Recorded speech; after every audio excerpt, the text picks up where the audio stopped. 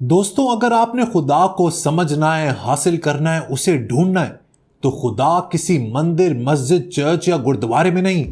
खुदा मिलेगा तो मिलेगा लॉज ऑफ फिजिक्स और मैथमेटिक्स में।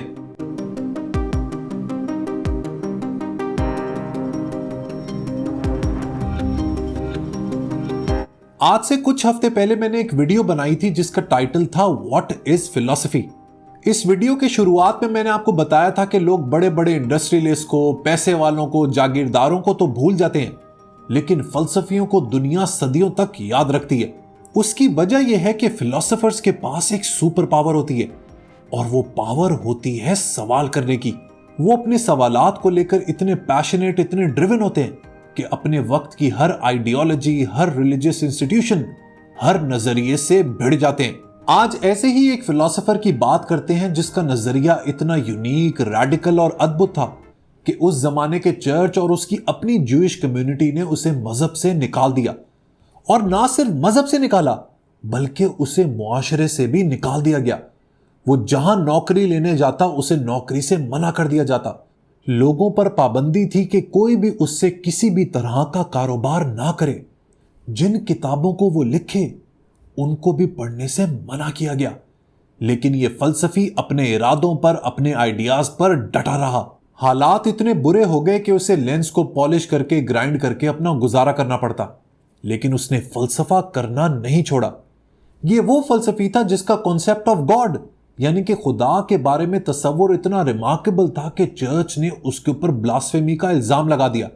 लेकिन आज देखें, आज उन चर्च के पादरियों का नामो निशान नहीं, लेकिन इस फलसफी को दुनिया भर में पढ़ाया जाता है। मैं बात कर रहा हूं बखूक स्पिनोजा की, जो फलसफे की दुनिया में सिंपली स्पिनोजा के नाम से मशहूर है।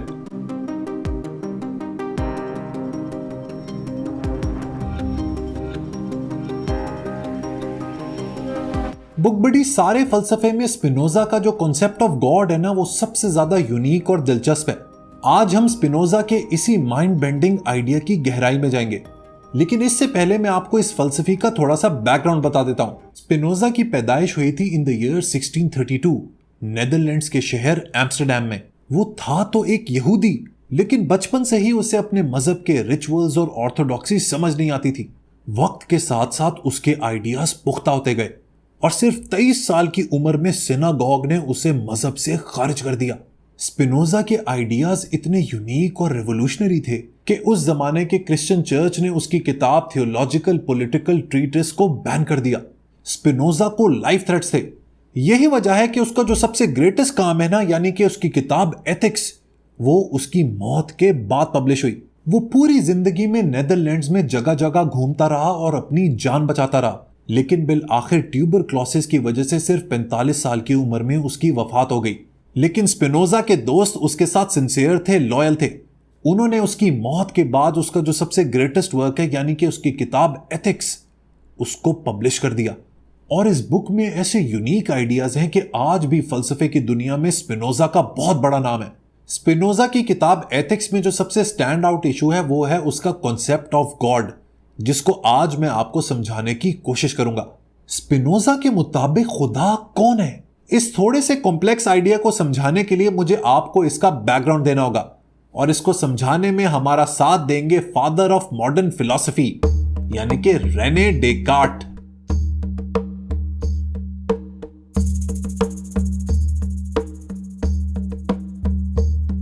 वो कहते हैं ना कि doubt is the first step towards wisdom. Rene Descartes ने इस डाउट को लेकर ही अपनी पूरी फिलॉसफी खड़ी कर दी। उसकी आदत थी हर चीज पर सवाल करने की, डाउट करने की। यहां तक कि उसने अपने वजूद यानी कि अपनी एग्जिस्टेंस पर भी डाउट करना शुरू कर दिया। डाउट के इस सफर पर बिल आखिर डेकार्ट एक बड़े ही इंटरेस्टिंग नतीजे पर पहुंचा, जिसे फिलॉसफी में डुअलिज्म कहा जाता है। बहुत ही सिंपल जबान में डुअलिज्म ये कहता है कि इंसान दो रियलिटी से मिलकर बना है। एक रियलिटी है उसका माइंड और दूसरी रियलिटी है उसकी बॉडी। माइंड का एट्रीब्यूट या उसकी खूबी है थॉट, जो कि इममटीरियल है। आप ना उसे छू सकते हैं और ना मेजर कर सकते हैं। मतलब यह कि हमारी जो सोच है वो स्पेस टाइम ऑक्युपाई नहीं करती और ना इसका कोई फिजिकल वजूद है। मसलन आपको किसी लड़की से प्यार है और मैं आपसे पूछूं कि तुम उससे कितना प्यार करते हो, तो आप मुझे ये नहीं कहेंगे कि मैं उससे 2 किलो प्यार करता हूं या 2 मीटर प्यार करता हूं।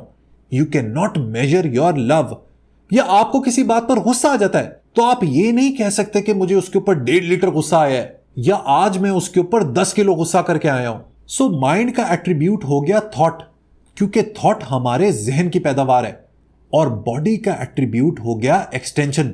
एक्सटेंशन से मुराद मैटर की है, मादे की है, यानी कि हर वो चीज जो स्पेस टाइम ऑक्युपाई कर सकती है और जिसे हम मेजर कर सकते हैं, जैसे कि हमारा जिस्म, ये टेबल, कैमरा या इस दुनिया में मौजूद हर फिजिकल चीज।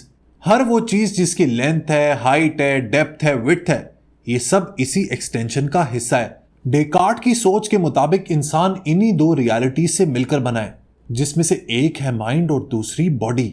ये दोनों इंडिपेंडेंट रियलिटीज हैं और ये हमारे ब्रेन के अंदर पीनियल ग्लैंड के जरिए आपस में इंटरैक्ट करती हैं।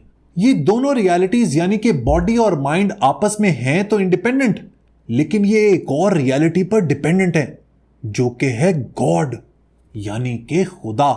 डेकार्ट का जो खुदा का तस्वुर है ना, वो ट्रांसेंडेंटल है, यानी कि उसके मुताबिक खुदा एक ऐसी हस्ती है, एक ऐसी चीज है जो इस कायनात के बाहर से ऑपरेट करती है। खुदा एक ऐसा क्रिएटर है जिसने दुनिया के बाहर बैठकर इस दुनिया को क्रिएट किया है और वहीं से वो इस कायनात को ऑपरेट करता है। डेकार्ट का खुदा का ये जो तस्वुर है ना, ये चर्च के गॉड या बाइबल में जो गॉड की डिस्क्रिप्शन है उससे बहुत सिमिलर है। लेकिन डेकार्ट को क्या पता था कि स्पिनोजा आएगा और उसके इस डुअलिज्म के आइडिया को चैलेंज कर देगा। स्पिनोजा के मुताबिक रियलिटीज 2 नहीं बल्कि रियलिटी सिर्फ एक है और वो रियलिटी है खुदा।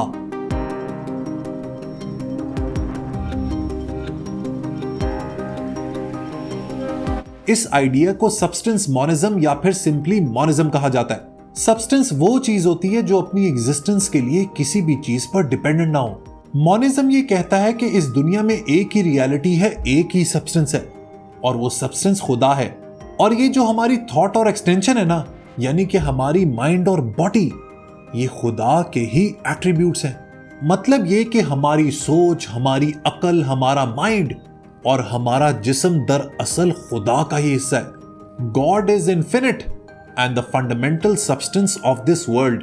फॉर एग्जाम्पल, जब विलियम वर्ड्सवर्थ डैफोडिल्स लिखता है ना, तो वो जो डैफोडिल्स के फूल हैं वो एक्सटेंशन है और जो विलियम वर्ड्सवर्थ की पोएट्री है वो है थॉट। ये डैफोडिल्स के फूल और उससे रिलेटेड जो शायरी है ये खुदा से ही कनेक्टेड है। इनफैक्ट ये खुदा का ही पार्ट है। अब जब खुदा दुनिया का वाहिद सब्सटेंस है, लिहाजा इस कायनात में मौजूद हर चीज की फॉर्मेशन, उसका पर्पस, उसका शेप, उसका साइज, ये सब खुदा के ही अलग अलग मोड्स हैं। और ये जो सब मोड्स हैं इनके पीछे एक नेचुरल लॉ है, फिजिक्स है, मैथमेटिक्स है। स्पिनोजा के मुताबिक ये नेचुरल लॉ ही इनफैक्ट खुदा है। Everything in this world is a modification of God. दोस्तों, स्पिनोजा के ये जो आइडियाज थे ना, ये बहुत रेवोल्यूशनरी थे। उस जमाने के हिसाब से तो ये बहुत आउटरेजियस थे। यही वजह है कि चर्च स्पिनोजा से बहुत नाराज हो गया। स्पिनोजा कहता था कि चर्च बार बार कहता रहता है कि गॉड स्पिरिचुअल है, यानी कि एक रूहानी कुव्वत है, लेकिन खुदा स्पिरिचुअल नहीं बल्कि मटीरियल है। इस बात का रिलेशन भी उसी चीज से है कि इस कायनात में मौजूद हर चीज खुदा के सब्सटेंस से ही बनी है, लिहाजा खुदा रूहानी नहीं हो सकता, क्योंकि कोई भी रूहानी या स्पिरिचुअल चीज मटीरियल चीज को वजूद में नहीं ला सकती। मसलन मैं आंखें बंद करूं और मेरे जहन में थॉट आ जाए कैमरे का या लैंप का, तो मेरे सामने कैमरा मौजूद नहीं हो जाएगा या क्रिएट नहीं हो जाएगा, क्योंकि कैमरा एक मटीरियल चीज है और इसको बनाने के लिए मुझे किसी सब्सटेंस की जरूरत होगी। और चूंकि दुनिया में हर सब्सटेंस खुदा का ही हिस्सा है, लिहाजा खुदा भी एक मटीरियल है। इस बात से स्पिनोजा साबित यह करना चाहता था कि अगर आपने खुदा को जानना है, पहचानना है, तो इस कायनात को ऑब्जर्व करना शुरू करो। इस दुनिया में छोटी से छोटी और बड़ी से बड़ी चीज फिजिक्स की लॉस के ऊपर चलती है और इन्हीं लॉस का नाम खुदा है।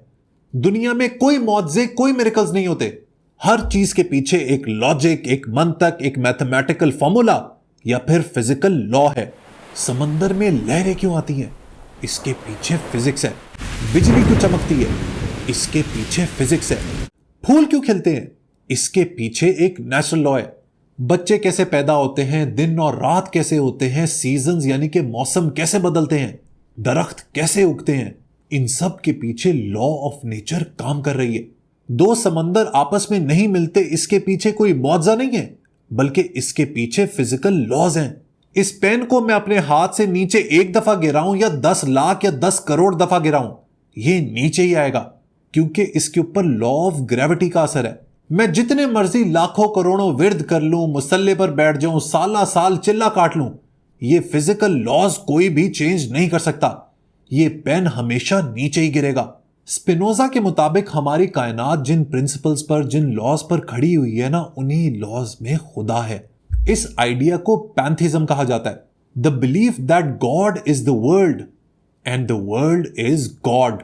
खुदा ये दुनिया है और ये दुनिया ही खुदा है। स्पिनोजा का कमाल देखिए, वो कहता था कि जब आप खुदा का इस तरीके से तसव्वुर करेंगे ना, तो आपको उसकी वुसअत का अंदाजा हो जाएगा।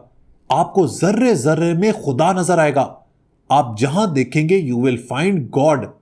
यही वजह है कि उसके फॉलोअर्स ने उसके बारे में कहा कि he is God intoxicated philosopher, यानी कि ये वो फलसफी है जो खुदा के नशे में गर्क हो चुका है, जिसे हर जगह सिर्फ खुदा ही नजर आता है। लेकिन चर्च ने स्पिनोजा के बारे में कहा कि ये तो एथिस्ट है, मुलिद है, ये तो हमारे धर्म को भ्रष्ट कर रहा है, ये तो हमारे मजहब को पोल्यूट कर रहा है, इसे मुआशरे से निकाल दो या फिर इसे मार ही दो। जबकि दूसरी तरफ स्पिनोजा ये कहता था कि भाई तुम चर्च में ही खुदा को क्यों ढूंढते हो, खुदा तो इस कायनात के हर जर्रे जर्रे में मौजूद है। वो कहता था कि God is a mathematical law, लिहाजा आप नेचर कहें, नेचुरल लॉ कहें या गॉड कहें, all are the same. Spinoza के इस आर्गुमेंट का कंक्लूजन यह है कि God is immanent and not transcendent. इस बात का मतलब यह है कि यूजुअली हम लोग ये गुमान करते हैं कि खुदा किसी आसमान पर बैठा हुआ है और वहीं से इस दुनिया के मामलात को चला रहा है, जबकि दरअसल खुदा इस कायनात में है। इस कायनात की हर नेचुरल लॉ खुदा है। In physical laws, in mathematical formulas के जरिए ही खुदा के एट्रीब्यूट्स का हमें पता लगता है। स्पिनोजा के मुताबिक इस दुनिया में मौजूद हर चीज गॉड का ही एट्रीब्यूट है, इंक्लूडिंग ह्यूमन बींग्स। हम लोग भी खुदा के अंदर ही रहते हैं।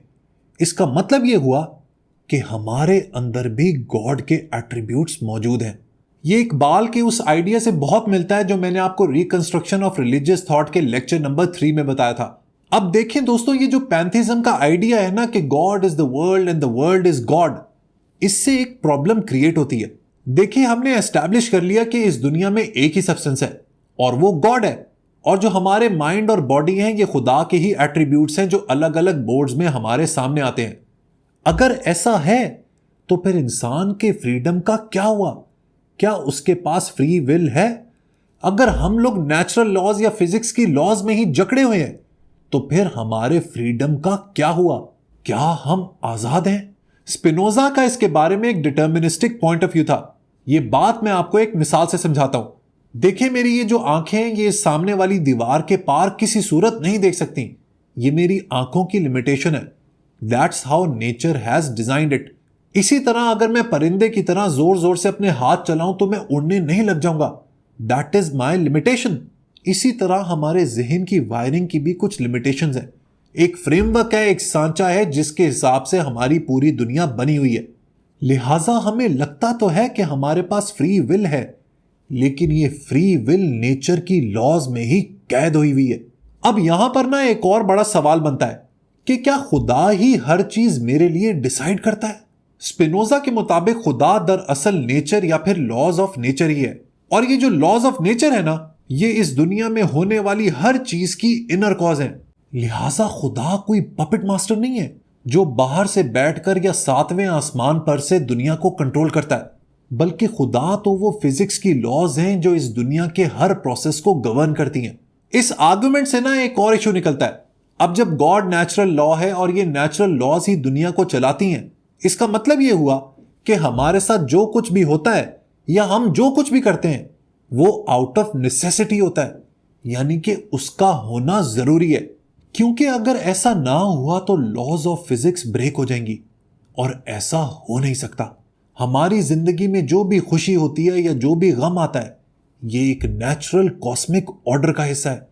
लिहाजा हमारी जिंदगी में जो कुछ भी हमारे साथ होता है हमें उसको फेस करना है। कहीं ना कहीं ये आइडिया स्टोइसिज्म से मिलता है। स्पिनोजा की जो एथिक्स है ना वो भी हमें ऐसा ही करने को कहती है। So my dear book buddies, ये तो था स्पिनोजा का कॉन्सेप्ट ऑफ गॉड। थोड़ा सा कॉम्प्लेक्स है लेकिन अगर आप गौर से समझेंगे तो ये आपको बात बिल्कुल क्लियर हो जाएगी। स्पिनोजा के इस कॉन्सेप्ट ऑफ गॉड पर क्रिटिक ये होती है कि चूंकि वो दुनिया के हर हिस्से में गॉड को देखता है, खुदा को देखता है, लिहाजा इंसान भी खुदा से बंधा हुआ है, जिसकी वजह से उसकी फ्री विल, उसकी इंडिविजुअलिटी किल हो जाती है।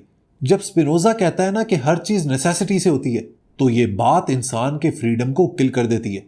पर दोस्तों, पैंथिज्म का जो आइडिया है ना वो बहुत तगड़ा है, उसमें बहुत जान है। It is very interesting. और अगर आप इंडिविजुअलिटी की तलाश में है ना तो फिर आप जिगर फ्रीडरिक नीचा को पढ़ें। You know how much I like him. आखिर में दोस्तों, आप लोगों से एक बात करनी थी।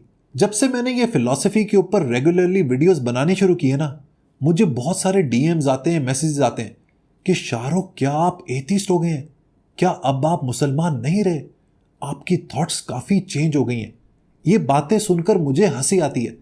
देखिए दोस्तों, इंसान की जो जिंदगी का सबसे बड़ा पर्पस है ना वो है नॉलेज हासिल करना। ये बातें मैं आपसे बार बार शेयर कर चुका हूं, कुरानिक रेफरेंसेस भी दे चुका हूं, प्रॉफिट मोहम्मद सल्लल्लाहु अलैहि वसल्लम का हवाला भी दे चुका हूं। मैं बार बार आपको ये बात बताता हूं कि मुसलमान बड़ा सोचता है, वो शेर दिल होता है, उसका विजन ब्रॉड होता है, उसका ये छोटी छोटी बातों पर ईमान डगमगा नहीं जाता। और अगर ऐसा ईमान है ना तो ऐसे ईमान को आप वापस कर दें। इस ईमान का कोई फायदा नहीं। बड़ी सोच रखें, इल्म हासिल करें, चीजों की गहराई में जाएं, फलसफे को पढ़ें। It is very very important. ये आपके विजन को ब्रॉड करता है, आपकी सोच को वसी करता है, आपको चीजों की गहराई समझने में मदद देता है। ये बात याद रखें दोस्तों कि सबने एक जैसा नहीं सोचना होता। There is beauty in diversity. जितना लोगों की सोच मुख्तलिफ होती है उतनी ही सोसाइटी आगे बढ़ती है। और वैसे भी जिस तरह की धकियानुसी शैबी किस्म की सोच के साथ पाकिस्तानियों को बड़ा किया जाता है ना, मेरी जंग उसी सोच के खिलाफ है। एक ऐसे झूठ के साथ हमारी पूरी कौम जिंदगी गुजारती है that it is the biggest reason for our mediocrity. हमारे मुल्क में जो इंटेलेक्चुअल बैंकरप्सी है ना उसके पीछे यही सोच है। मजहब के बारे में लोगों को कंफ्यूज करना, ब्लैकमेल करना, माकूलात की बजाय मनकूलात में उलझा देना, बड़ी सोच को परवरिश देने की बजाय तोहम परस्ती में लगा देना, सवालों की परवरिश करने की बजाय अंधी तकलीद पर लगा देना, यही हमारे मुल्क में सिखाया जाता है। मेरी जंग इसी सोच के खिलाफ है। इंसान कोई भेड़ बकरी नहीं है कि किसी एक आइडिया के पीछे बगैर सोचे समझे, बगैर सवाल उठाए निकल जाए। मैंने हमेशा आप लोगों को यह बात सिखाई है कि जवाबों से ज्यादा सवालात की इंपॉर्टेंस है। अपने सवालात की परवरिश किया करें। नर्चर योर क्वेश्चंस, क्योंकि ये सवाल और डाउट ही आपको एक दिन विजडम की तरफ ले जाएंगे। और आखिर में आपने मेरी बात याद रखनी है, that caged birds think, flying is a crime. और आखिर में इकबाल के शेर के जरिए मैं उन लोगों को जवाब देना चाहता हूं जो फलसफा पढ़ने से डरते हैं, जिनका ईमान डगमगाने लगता है इन फलसफियों को पढ़ के, जो इनको डिमीन करते हैं, डिग्रेड करते हैं, बिलिटल करते हैं, और जो अपनी ही दुनिया में मस्त हैं। वो एक ऐसे सुपीरियॉरिटी कॉम्प्लेक्स का शिकार हैं जिसमें पूरी दुनिया में वही मोमिन है, वही सच्चे हैं और बाकी सब काफिर हैं। जिसकी सोच उनसे अलाइंड है वही हक पर है और बाकी सब लोग भटके हुए हैं। शेर कुछ यूं है कि मस्त रखो जिक्र फिक्र सुबह गाही में इसे, पुख्ता तर कर दो मिजाज खानकाही में इसे। मेरी बातों के बारे में जरूर सोचिएगा। वीडियो पसंद आई हो तो लाइक बटन जरूर प्रेस कीजिएगा। And don't forget to subscribe to your friend book buddy.